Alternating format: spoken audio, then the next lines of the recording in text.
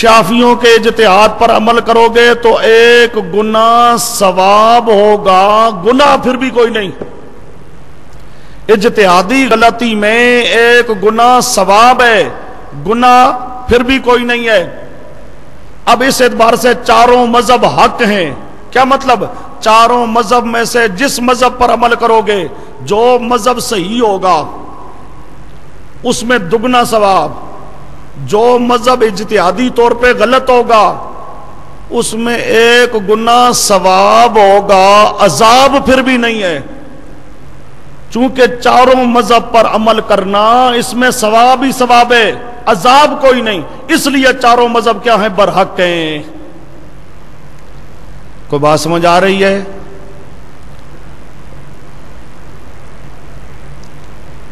اب چاروں مذاہب برحق، چاروں پر عمل کرنا جائز، ثواب۔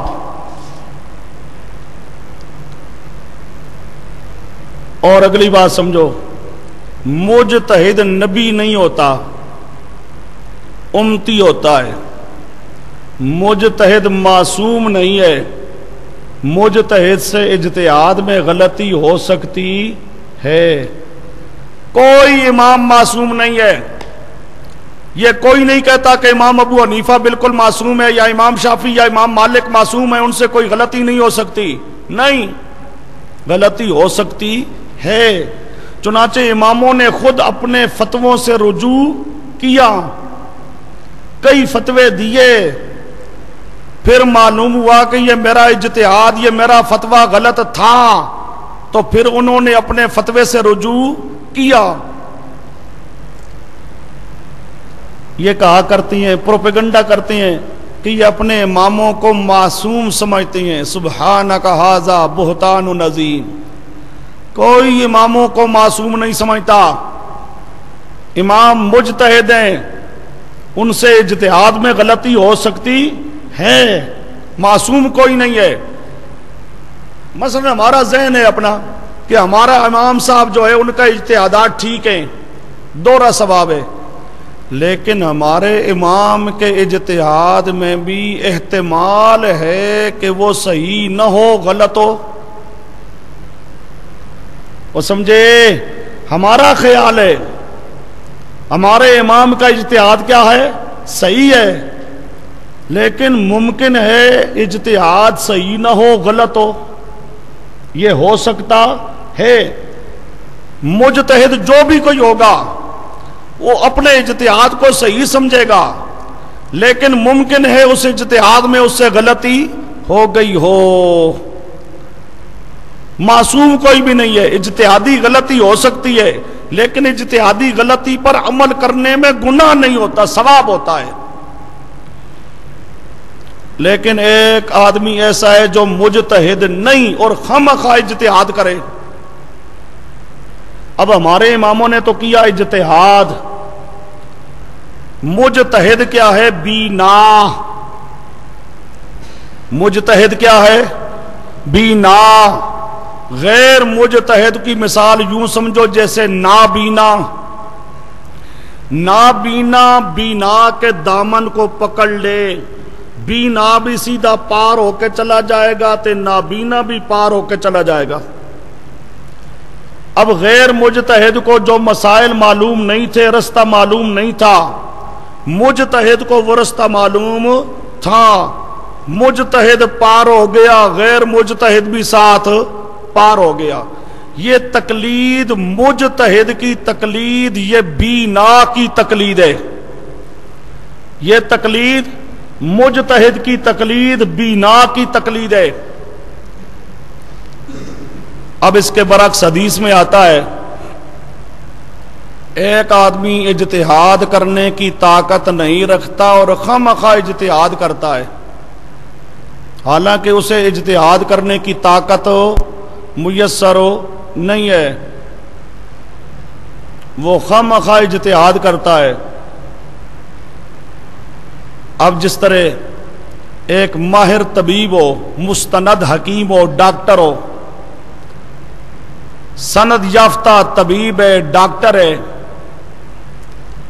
وہ بعض اوقات دوائی دیتا ہے، بعض اوقات دوائی سے فائدہ ہوتا ہے، بعض اوقات دوائی سے فائدہ نہیں ہوتا۔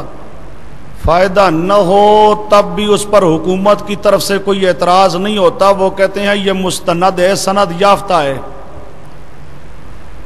سند یافتہ ہے، مستند ہے۔ اب ایک آدمی مستند نہ ہو، اس نے چند ٹوٹکے یاد کر لیے اور حکیم بن گیا اور لوگوں کو نسخے دینے شروع کر دیے، اب وہ کہے جی میرے نسخوں سے بڑا فائدہ ہوتا ہے، جو مستند حکیموں سے فائدہ نہیں ہوتا۔ اب اس کے اگر فائدہ ہو رہا ہے تو ویسے ایک تکا ہے اس کا جو لگتا جا رہا ہے، حقیقت کے اندر تو یہ مستند نہیں ہے۔ اب اگر مستند سے کوئی آدمی مر جائے تو اس پر کیس نہیں ہوتا، اور غیر مستند سے کوئی مر جائے تو فوراً اس کو پکڑیں گے جیل میں۔ جب تو سند یافتہ نہ تھا تو تو نے یہ کام کیوں کیا؟ تیرے اندر یہ طاقت ہی کوئی نہیں۔ اگر وہ کہے جی فائدہ ہوتا ہے، وہ فائدہ ہوتا ہے، یہ تو تیرا تکا لگ گیا نا۔ اب اسی طرح سمجھو جو مجتہد نہ ہو اور اجتہاد کرے تو اجتہاد اس کا صحیح ہوگا یا غلط؟ حدیث میں آتا ہے اگر اس کا اجتہاد صحیح ہونا تب بھی رسول پاک فرماتے ہیں فقد اخطأ۔ غیر مقلد اجتہاد کرنے کی طاقت نہیں رکھتا اور خواہ اجتہاد کرتا ہے، پیارے پیغمبر کہتے ہیں اس کا اجتہاد صحیح ہو فقد اخطأ تب بھی سمجھو کہ غلط ہے۔ وہ سمجھو مجتہد سے غلطی ہو جائے تب بھی ثواب، مجتہد سے غلطی ہو جائے تب بھی ثواب، ہم مجتہدین کی غلطی پر عمل کر لیں تب بھی ثواب، اور غیر مقلد کی بات صحیح ہو تب بھی عذاب۔ غیر مقلد کی بات صحیح ہو تب بھی حدیث کیا کہتی ہے؟ وہ کیا ہے؟ غلط ہے، اس کے لیے ثواب کوئی نہیں ہے۔ کیوں؟ اس کو جب طاقت نہیں تھی اجتہاد کرنے کی، سند نہیں تھی، اس نے یہ کیا تو کیوں کیا؟ اچھا جی، اب چاروں مذہب برحق، اس کی بات آپ کو بتائی کہ چاروں مذہب برحق ہونے کا مطلب یہ ہے کہ چاروں مذہب میں سے کسی مذہب پر عمل کرو گے ثواب ملے گا، گناہ نہیں ہوگا، اور مجتہد جو ہوتی ہیں وہ معصوم نہیں ہوتے، غلطی ان کو لگ سکتی ہے۔